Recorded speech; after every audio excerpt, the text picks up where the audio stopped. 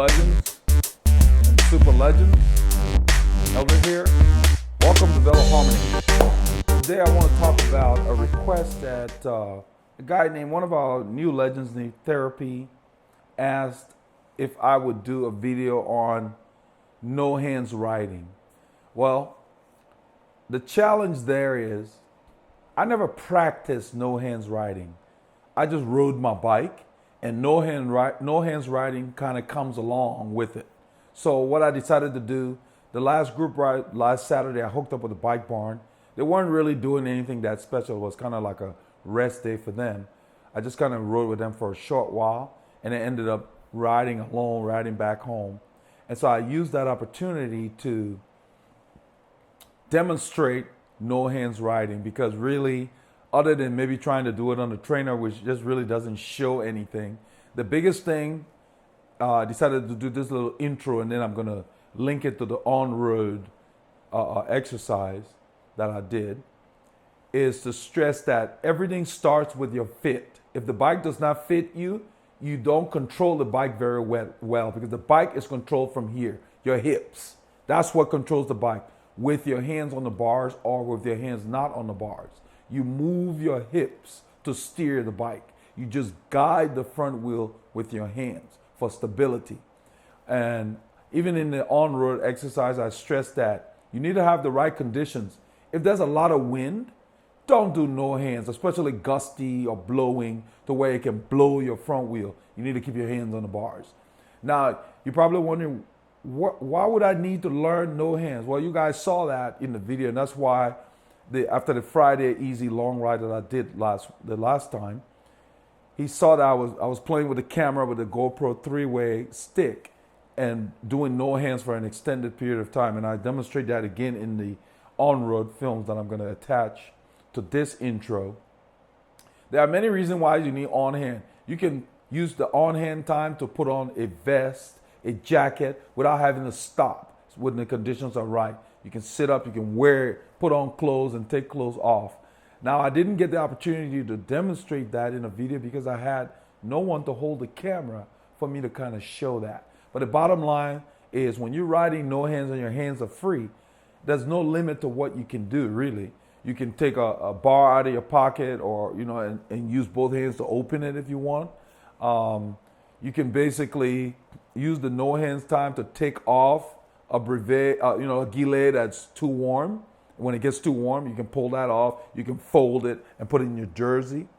No hands is a skill that is indispensable. But you just learn it by riding, because you just ride, you get comfortable with the handling, and you realize that I don't need my hands on the bars unless the conditions are challenging. So you end up learning how to sit up and just have your hands free. So just ride your bike and work on your balance and work on controlling the bike from here with your hips. And then you will feel that, but you have to keep momentum. You can't do no hands riding if the bike is not going quick enough. Let's say under, I would say probably 12 to 15 kilometers an hour, maybe around 9-10 miles an hour, like that. I'm just estimating. You want to be rolling to do no hands. Once that front wheel start doing this like that, you need more momentum.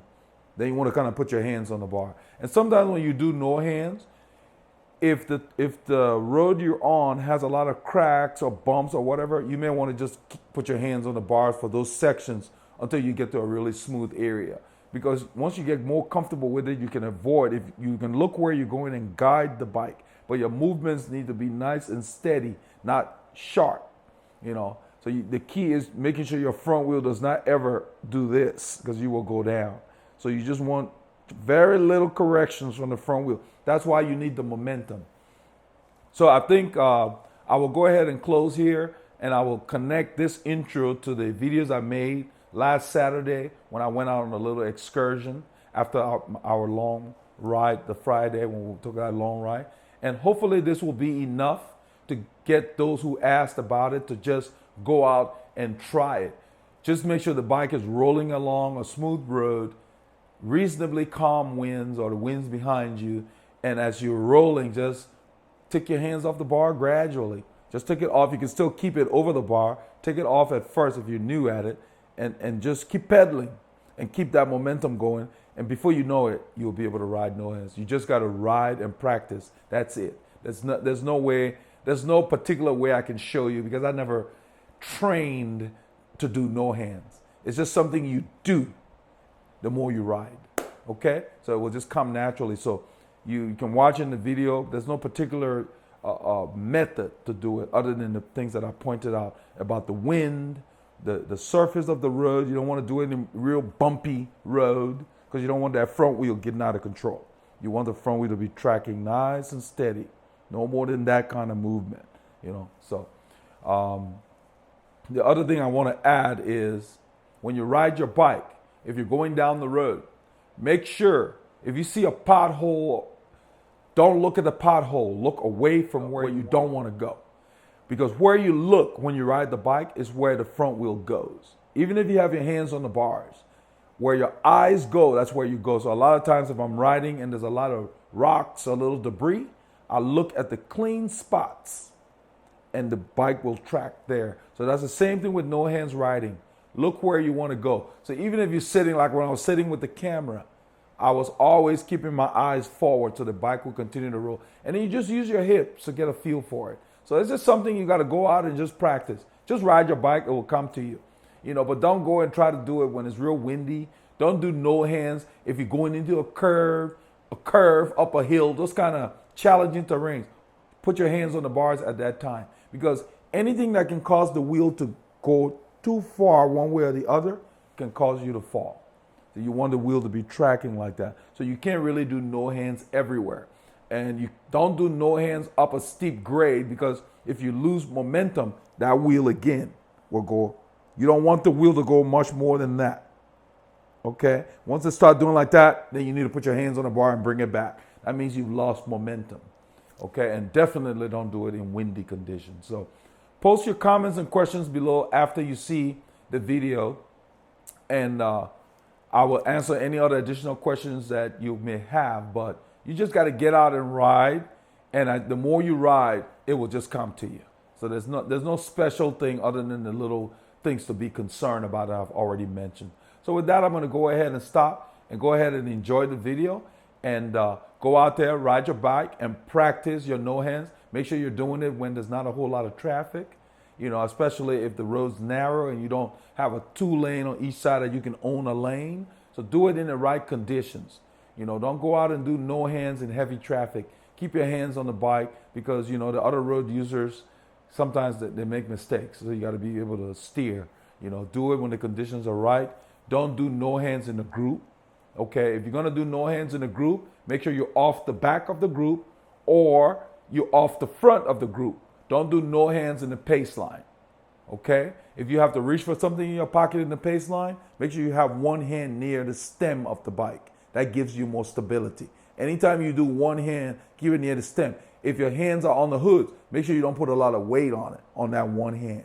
Okay, that's the key. So get out there, get the miles, and I hope you enjoy this video. Legends and super legends. The ride I did yesterday after I uploaded it on Friday, easy ride, we ended up doing about 5 hours. You can see it's foggy this morning. It should clear up pretty quickly. But I'm wearing all black again, but my socks are real bright. That's the key, and I got my lights on. I don't know if you can see my real light. Probably not from that angle. But one of the legends wanted me to do a video on no hands riding. And so I've put that to the queue. I will do that partly indoors and partly outdoors so they can see. Basically, hopefully this will give them some kind of a shot. But the key is that people need to realize that everything once again starts with fit. If your bike doesn't fit you, riding no hands is going to be a challenge because you steer the bike with your hips. That's the key to no hands riding. And then you got to make sure that there's not too much wind that can blow your handlebars. You know, and no hands riding is very important because there's a lot of stuff you can do on the bike. Like, for example, I'm messing with this camera. I can ride no hands. If it was super windy, I wouldn't do that. I'd be holding onto my bars because it can blow your bars. But the key is that you get enough momentum. It's the momentum that you get from having the bike moving, and then you use your hips to steer the bike. Even when you're not doing no hands, you steer with your hip. That's the key. This is where you steer. As long as you start practicing that, it should be pretty easy. So, but I'll do a separate video for that. I'll put a camera distance away, and then so you guys can actually see the mechanics of it and do some of it on the trainer somewhat as far as the rules. But I'm rolling out to hook up with the bike barn this morning. And every time I get on my bike, I thank the man upstairs for giving me the knowledge to learn how to fit myself and to fit people, because I don't have any discomfort. I rode 5 hours yesterday, and my body feels as if to say, I didn't ride at all. Now, granted, I got good sleep. I ate. And while I was doing that video, I had little snacks. I was throwing in fruits. You know, I had like 3 meals during the day, little meals. So that's the key. You know, there's no discomfort, no knee pain, no nothing. So I just wanted to stress that. You should not be riding in pain. So after 5 hours yesterday, I will probably do about 3 today. So I'm gonna sit in and just spin and film for you guys. So I got this stick that has a different feature where I can go 90 degrees. Like right now, I've got it upright. So it's kind of neat. And this way I'll be able to get different angles in the group and get myself in the picture a little more than just mounting something on my helmet. So I really like this 3-way stick. It's an excellent, it's a versatile holder. So, but every day I get on the bike, I pay attention to how everything feels, how my shoes, my hands, my butt. The 3 contact points. If something's off there, it can ruin your ride. So I hope you guys have as much fun as I'm gonna have. Oh, the train's gone great. I heard a train when I was leaving the house, but there's no train. You see, this whole time I've been riding no hands. So that's the benefit of no hands. Let me do this. See how that works. Okay. All right. Winding down the ride. It was an awesome ride. Hooked up with the bike barn. But overall, it was a good ride. Nice morning. 74 degrees. Right here, you see me look behind. I'm checking for traffic before I sit up and go no hands.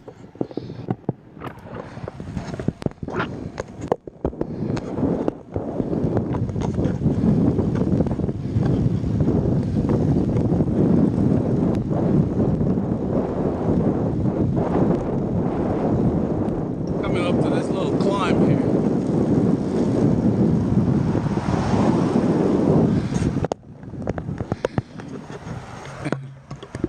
You guys can see that. Very versatile. This is the 5% bump I have to go over every day before I get home.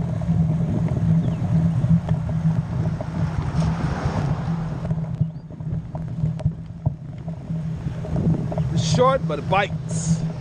Right about here, it's biting.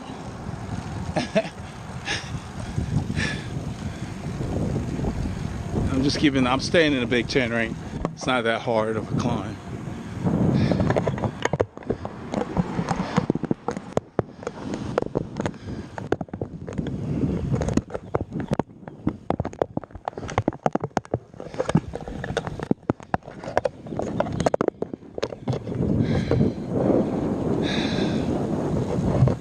It's a lovely day for a bike ride. I gotta figure out a way to do the no hands riding I'm doing right now. See if I can put this behind me and get a shot over my shoulder or something. Maybe like that. So you can see no hands. Maybe I'll put it further back.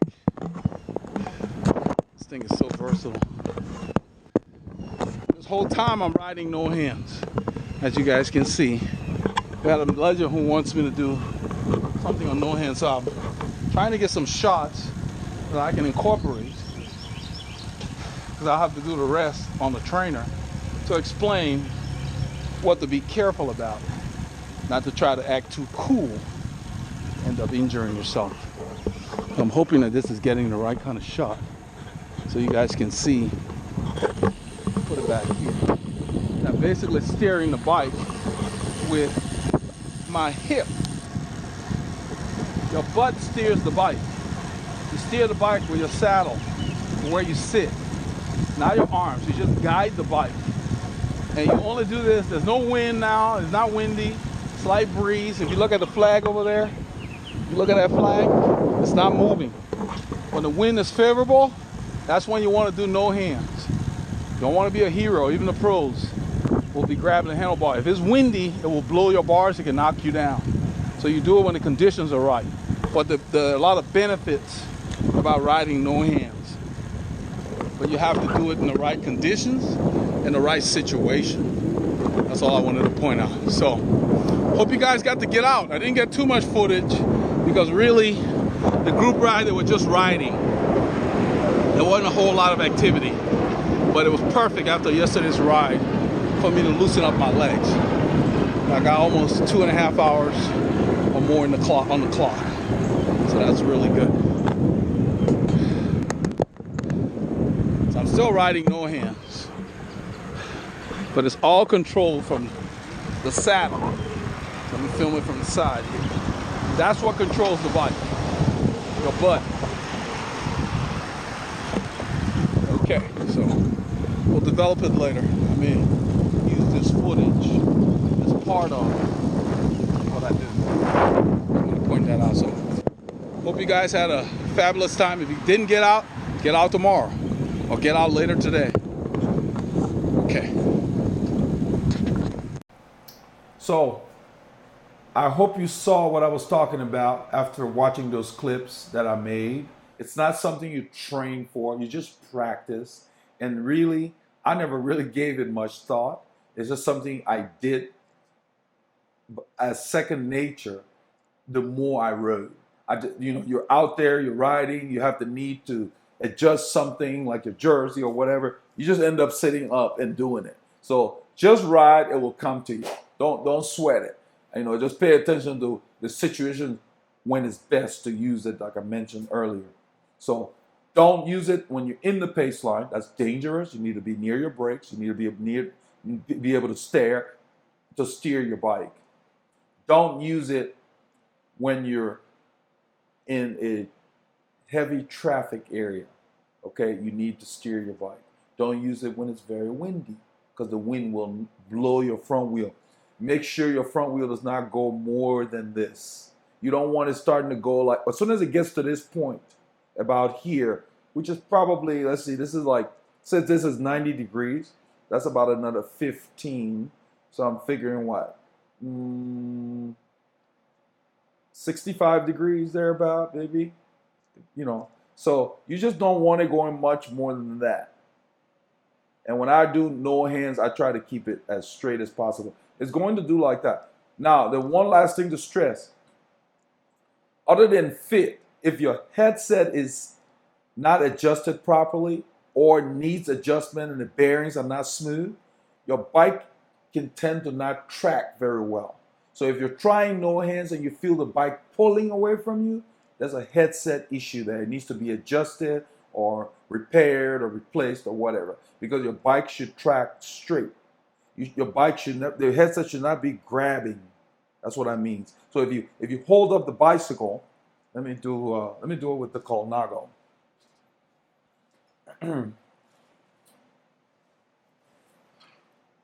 A bicycle that is properly adjusted, I'm just going to hold this up so you can see what I'm talking about.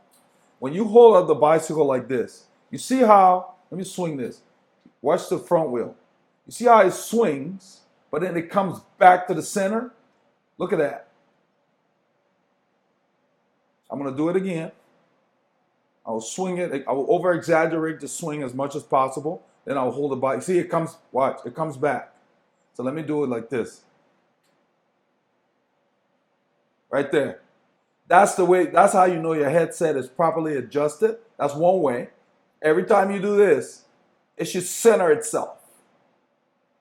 So I'm going to put the bike up here, and then I'm going to come back and just finalize it. So you saw a properly adjusted headset. I held it up. I pushed the steering. It went like that, and it just came back. When your headset is properly adjusted, the bike tends to settle itself when you're doing no hands. So if you feel any grabbing or pulling, and in fact, you should be able to sense that, because if your steering is not smooth, then you will be working to steer the bike because your headset is grabbing on or is too tight and the bearings are not smooth.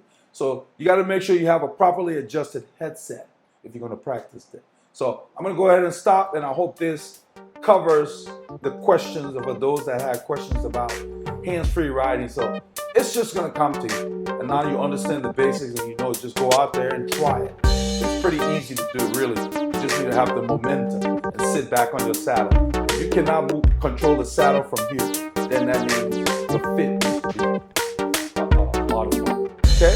So no matter what, get out there. Don't let anything stop.